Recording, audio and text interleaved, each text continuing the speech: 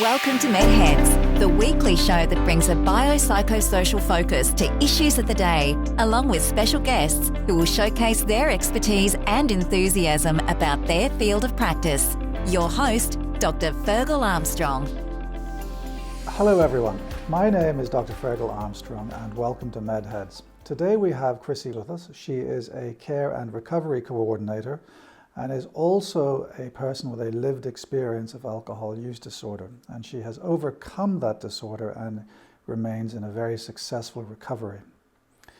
So Chrissie, the last time we spoke, we heard your story, and I was hoping today that we could break it down and maybe today focus on the early phase of what your story was all about. And I wanted to highlight that, if one considers the social determinants of chronic disease, and bear in mind that alcohol use disorder is a chronic disease, one of the key factors for the social determinants of chronic disease is adverse child experience. So bearing that in mind, would you be able to, give us some insights into how you feel you were predisposed to go on the journey that you did? So, hi, Fergal. Hi. Right, in terms of the predisposition, my father was an alcoholic. He's no longer with us, but his three sisters, I believe, were alcoholic, but his parents were both alcoholic and died from alcohol-related illness or use disorder. Both of them one was gone before I was born and another soon after. Everyone on my dad's side of the family, whilst alcoholic, were all functioning alcoholics, so they all held down jobs, I guess maintained a reasonably normal life on the outside, but were certainly what I would consider today, now that I know more about this disorder, I would certainly consider them alcoholics. So I think from a genetic point of view, there was a predisposition. So Dad, your father and everyone in your father's immediate family was an alcoholic. Is that right? Yes. What is an alcoholic? I mean, I know what alcohol use disorder means, but what's an alcoholic? An alcoholic. To me, an alcoholic is a lot more than just a substance. It's a lot more than just somebody who drinks too much. To me, alcohol is in fact 10% of my problem. 90% has nothing to do with alcohol. Alcohol is the solution, to a pre-existing condition that I think if it hadn't been alcohol that I looked for to relieve myself, it would have been something else. It would have been another form of, I suppose, getting out of reality. So alcohol was my substance of choice, let's put it that way. Maybe because it was accessible, maybe because it was socially acceptable. It certainly wasn't socially acceptable the way that I drank, but, at least it was something that I didn't feel that I was doing anything too wrong by obtaining. So to me, an alcoholic, in a really basic sense, is somebody who, once they pick up a drink, has a very difficult time stopping, like on that occasion. That can look different to a lot of different people. So some people will go on enormous sprees for, days, weeks, months. Some people will be sort of like daily top-up drinkers. Others will be just bingers, or when they do drink, they're out of control. So what's a top-up drinker? I don't understand that.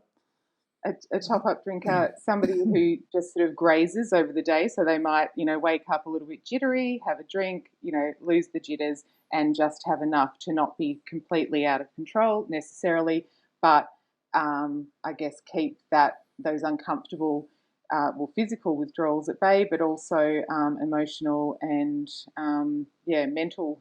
So I guess relieve the anxiety or relieve just the feelings that, looking back, I used to drink on. So an alcoholic would be somebody who can't stop once they start, or I can't guarantee my behaviour. I know that. I can't guarantee the outcome.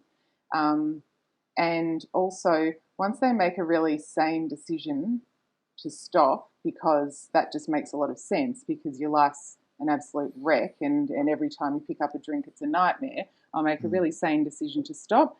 And after a certain period of time, I forget about why I stopped. I minimise why I stopped. I rationalise why it's time for me to have another drink. I become so incredibly emotionally disturbed that I've got no alternative but to look for relief. That's been my experience. So, so today, a few years into recovery, I don't have a problem with alcohol itself. Drinking is not an issue today, but I have a living problem. I have a living, not so much a problem anymore, but I have to be really aware that my thinking will send me back to drinking in a moment if I don't really keep on top of a few different areas.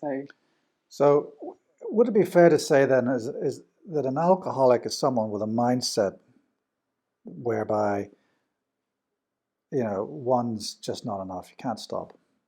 And to maintain freedom from alcoholism, you have to be constantly vigilant to the thought processes that even allow you permission to think about the alcohol. Is that right? Yeah, that's really fair to say. That sounds right. Right. So your father was an alcoholic, and all his family, his mother, his father, and all his three sisters, they were all alcoholics, yeah? So he didn't stand a chance, did he? Yeah, I wouldn't have thought so, no. And look, to be honest, I don't know any more of like the extended family, but I imagine if we look through the tree, it'd all look the same. What about your mother on her side of the family? There is some alcoholism scattered throughout that side of the family, but through that side of the family, there tends to be issues around mental illness, a little bit more so than alcoholism. I do believe that my mother, has some sort of undiagnosed mental illness. I'm not a doctor or a psychiatrist. I'm not sure exactly what that is, but I don't think she's a lovely woman, but she's not, I would say, a well woman. And I really think, looking back, that played out quite a lot during childhood, and it had an effect. And I know Mum didn't mean for that to be the case, but it was the case. So yeah. So on your father's side, you had the alcohol, and on your mother's side, you had the mental health issues. And basically, I think everyone would acknowledge that you were vulnerable on a genetic level to developing, to becoming an alcoholic yourself, would you not say? Yeah, I would. I definitely, that makes sense to me. And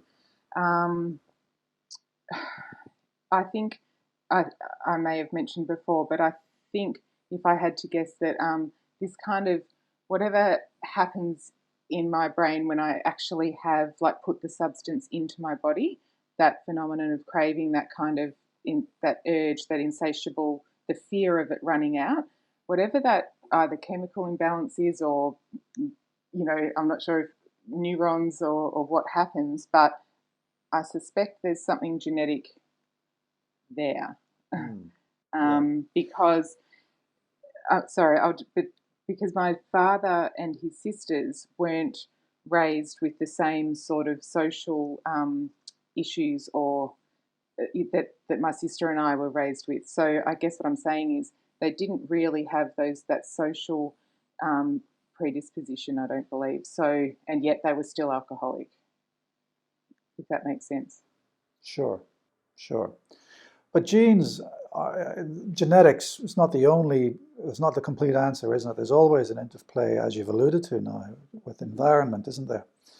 Yeah. So looking back on your story, can you pick out themes in your environment that contributed to your predisposition to becoming an alcoholic? Okay.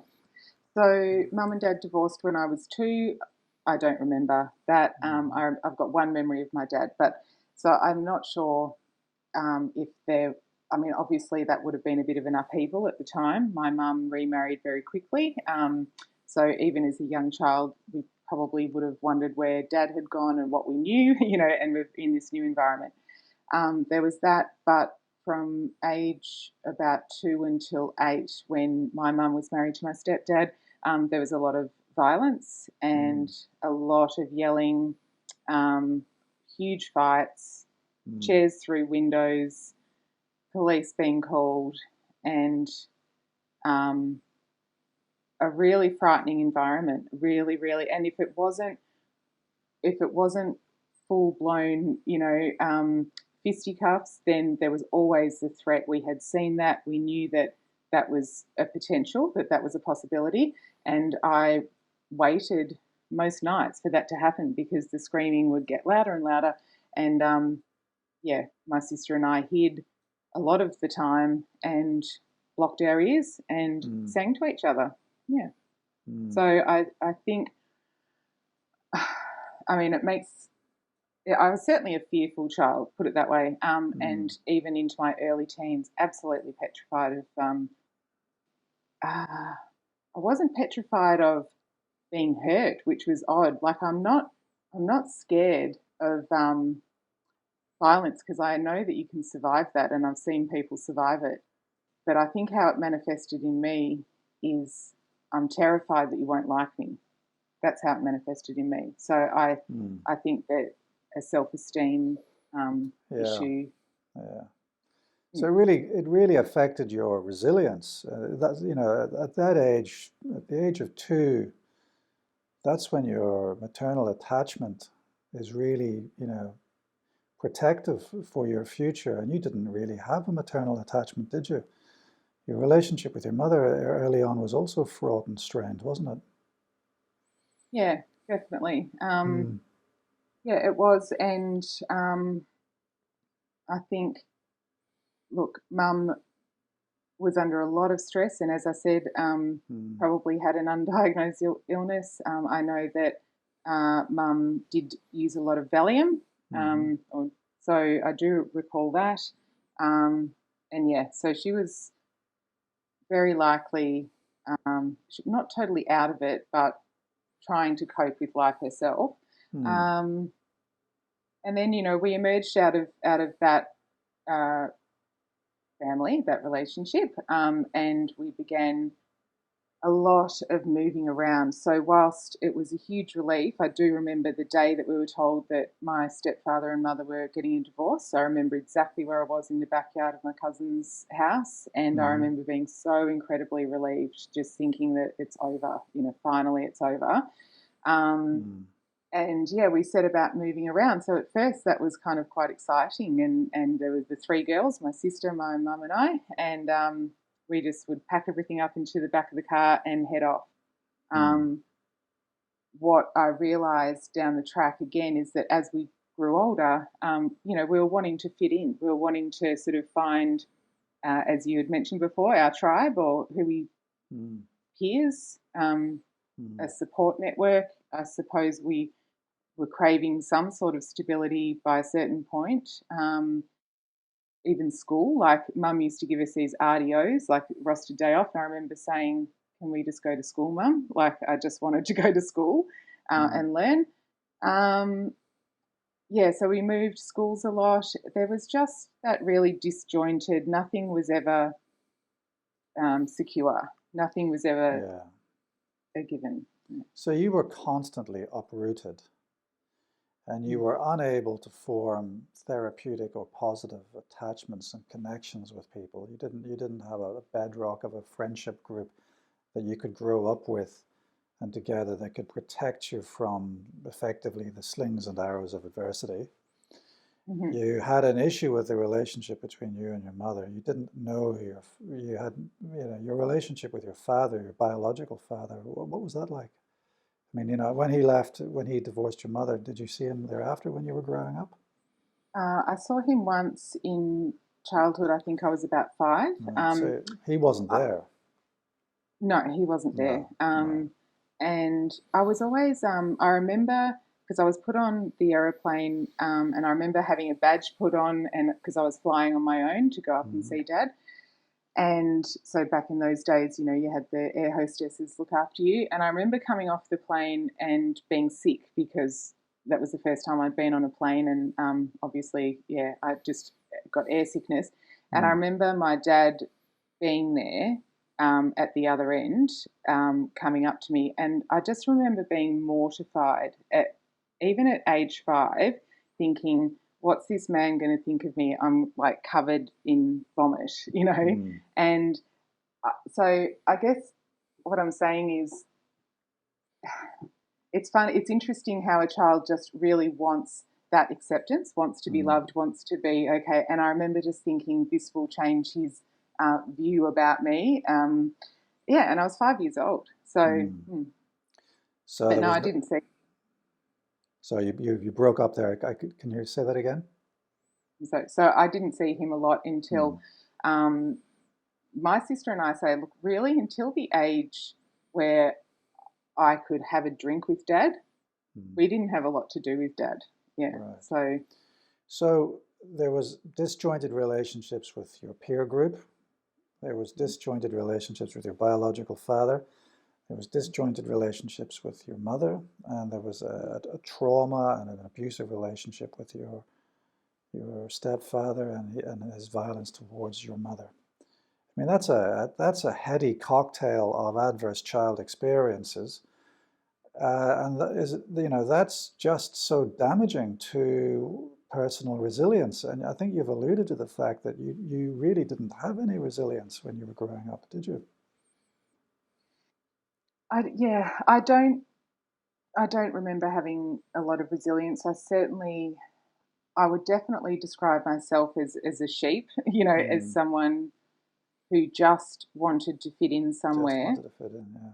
Absolutely. And I think not the final straw, but I remember, so when I went into year 7, um, it was a really important time, I suppose, in my development and or social development, and probably searching for my own identity. And I found a group of girls at the school that I went to, and I felt for the first time that maybe this is the beginning of year 7, and maybe this is something that's going to be a lot of fun, and I've got some friends. And at the end of year 7, my mum and her partner at the time said that they were moving to Brisbane.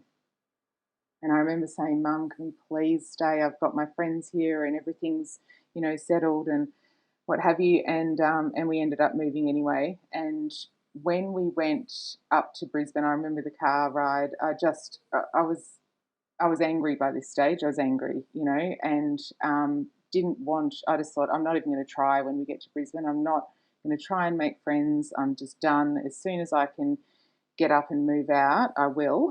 Um, and yeah, we got to Queensland, and I mean, look, I did try. I did try and fit in, but I didn't fit in. We went to girls' schools that were actually quite elite because Dad paid for them, which was lovely, and I'll never. I am very grateful for that education, and I think actually it was a strong protective factor of mine. And frankly, without that education, I'd hate to think of where I would have ended up. Mm, Um, but yeah, I definitely socially wasn't didn't mesh with the people, and their parents weren't happy about them being friends with me, and I don't blame them. I was smoking cigarettes by 14, and probably a little aloof, and just I've got children of my own now. I know I wouldn't have let my kids hang around with me. So anyway, I really wouldn't have. So mm, yeah, by that stage, I was just a bit over it. And mm. it wasn't long before Mum sent my sister and I back to Melbourne to live with a family friend. And yeah, So that was, effectively, you were nurtured by a family friend in your early teens or middle teens, yeah? yeah. So I mean, what does that that was say about about 4. your experience in your relationship with your mother? Yeah, that definitely damaged our relationship. It had already been damaged. In saying that, look, I do. I adore my mum. I love my mum. I've absolutely, forgiven my mum. I Mm. understand that she tried her best, that she's not well, and yeah, Mm. I'm not gonna live in that. But it certainly said a lot about mum. Just I think wanted to be free. I think it was hard being a single mum. I think she had two teenage girls who had, I guess, turned on her because we had become angry and rebellious, and we were probably a bit of a handful. But we weren't dreadful. And yeah, we came back down to Melbourne, and that was sort of that was the big turning point. That was the age where everything changed, and I was, yeah, regularly drinking by this stage and could Mm. obtain everything myself and didn't really need to ask permission for anything. But again, I was too young to have that sort of leeway. Mm. Yeah. Yeah.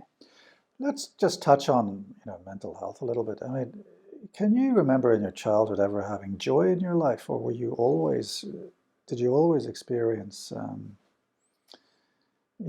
anxiety? I think I always experienced anxiety. Um, oh, look, I did. I can't say never had joy. My sister, I adored. We used to. Um, I can tell you, without my sister, I'm not sure I would even be here. So I definitely adored her. Took taking care of her very seriously. Like Mm. that was a role of mine, and that was again something a protective factor. Um, there was some joy, but Mm. I do remember a constant feeling of fear. Mm. And I would say what I describe now is the hole in the soul. There's A this hole in big the soul, gaping yes. hole. Absolutely, An absolutely. emptiness, It, a dysphoria. mm, absolutely. I think, Mm. there's so much to be said for the spiritual component Mm. of this disease. There really Yeah. is, and spiritually bankrupt. And I honestly feel that that's how I was able to continue to self destruct or systematically kill myself, really, time Mm. and time again, because there just wasn't that soul connection. So one of the things it's quite common for people who have low resilience, low self-esteem, who want to be loved, who have this craving, this positivity, is that they feel they're driven to try and become perfect. They suffer from perfectionism. Is that something that you identify with? Absolutely. Yeah. Um,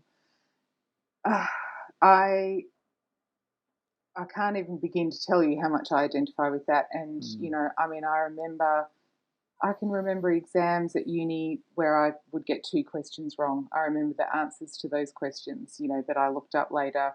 I remember I'm definitely an all or nothing person. If you can't do it properly, don't do it at all, Chrissy. Mm. That has improved over time as I've got older. I'm at uni now, and honestly, if I get 75%, I can handle it. It's not flash, but I can handle it. 75. I'd be ecstatic with 75%. No, I mean, to me, that's just like go home, Chrissy, go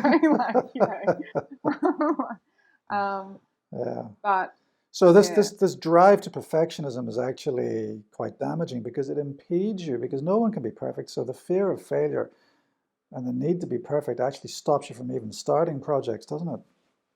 oh, absolutely, yeah, it really does. Mm. Um, as I said, I have improved. I know, like my mantra today is progress, not perfection. It's something that I really have Oh, I to live like that. by. Oh yeah, it Yeah. honestly, I say it several times a day because Progress, not uh, perfection, and the hole in the soul. I like those two statements you've made. yeah, thank Yeah. you. Yeah.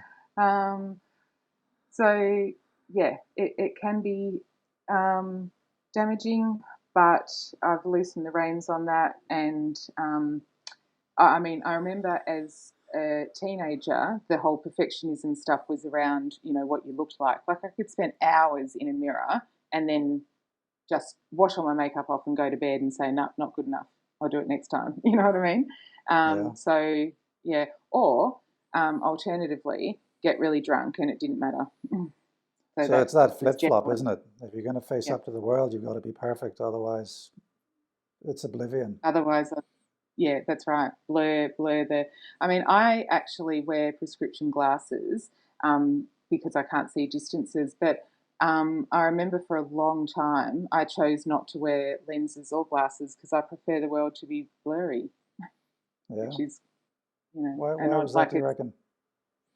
I really think that it was wanting. It was.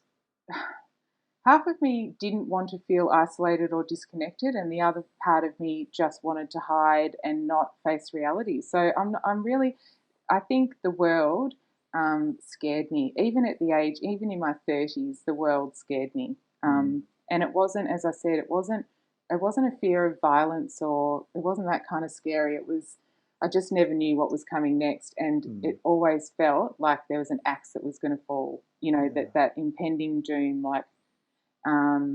Where's it going to come from? And I mean, my goodness, once I actually had children, that as incredible as that experience was, and having babies to love, the concern around me losing them, because finally I had something worth having or keeping, or something that meant the world to me. I was absolutely petrified and convinced that they were going to be taken away from me, not by the police, but by God, but they were going to be hit by a bus, and I really had to do a lot of work around that, because it had me frozen in fear. I was just, one day that I was going to pay for who I'd been or what I'd done. Yeah. So, I mean, it's not all doom and gloom. You've already alluded to the fact that you had some protective factors in your upbringing, and you've alluded to your educational opportunities. And I think there's a common theme in social medicine that demonstrates that higher educational levels are actually protective against chronic disease. And also, you had the imperative that you had, your love for your sister and the need to look after her. That was also a protective factor. Would you clarify those two issues for us? Well, I mean, okay, so around education, when you say clarified, do you mean, because you were saying that there's less chance of me. So you said previously that you're glad that you had the opportunity of attending a private school, a prestigious school, and that was paid for by your father. Because what would have happened to you had you not had that? I see. That's what you said. Yeah, that's right. That is what I said. I think, look, it gave. I mean, I'm not sure. Obviously, I'm not convinced that, to be honest, my sister went to the high school, but she had a really, really close, big group of friends. So she had that sort of social network support. For me, who didn't have the group of friends, it gave me a sense, something to be proud of. I did somehow pull out good marks. Back then, I didn't find it so hard. So that was probably something I was naturally talented at, not so much anymore, probably, but anyway. So it gave me a sense of pride. It gave me something that I could feel good about. And it also gave me hope that even the fact that I got into uni, like I knew that there was something to look forward to. I always did have, as much as I had that sense of impending doom, I also had this flicker of hope that one day it's going to be different. And one day when I find the answer to whatever it is that's wrong, there'll be something. And I'm, incredibly grateful for that tiny, tiny little bit of hope. So you had a sense of purpose, albeit, your education gave you a sense of purpose and a meaningful activity. Yeah, absolutely. Interestingly, like sometimes, as much as I had a low self-esteem, when I drank, I mean, I'm just the typical Jekyll and Hyde, but when I drank, I went from having this ridiculously low self-esteem. A couple of drinks in, I'd get to probably around about where you sit most days, like normal. And then after a bottle or two, I had these, I sort of morphed into these delusions of grandeur, and suddenly I'm bigger and better and superior to you. And everything that I know that you're thinking about me or that you've said about me will, bugger you or whatever. And this is now my opportunity to tell you what I actually think of you, even though you haven't actually asked for my opinion. I'm still going to tell you. I was horrible. But that's where, so I'd often use that kind of schooling. It was my only, it's not obviously a claim to fame, but it was my only sort of the part about me where I could exert on others how I felt better than them when, and it's not a nice way to be. I mean, I used to treat my husband a bit that way when we'd have arguments and generally when I was intoxicated. And, my overall sort of feeling was that I'm better than you. And, it's not very nice. So, Chrissie, thank you so much for your pearls of wisdom and insights. I'm looking forward to hearing your story as it progresses again, but unfortunately we've run out of time now. So can you just give me one thought that encapsulates what we've just talked about in this last half hour or so? One thought, okay. One thought. What's the most important thing you think we've touched on?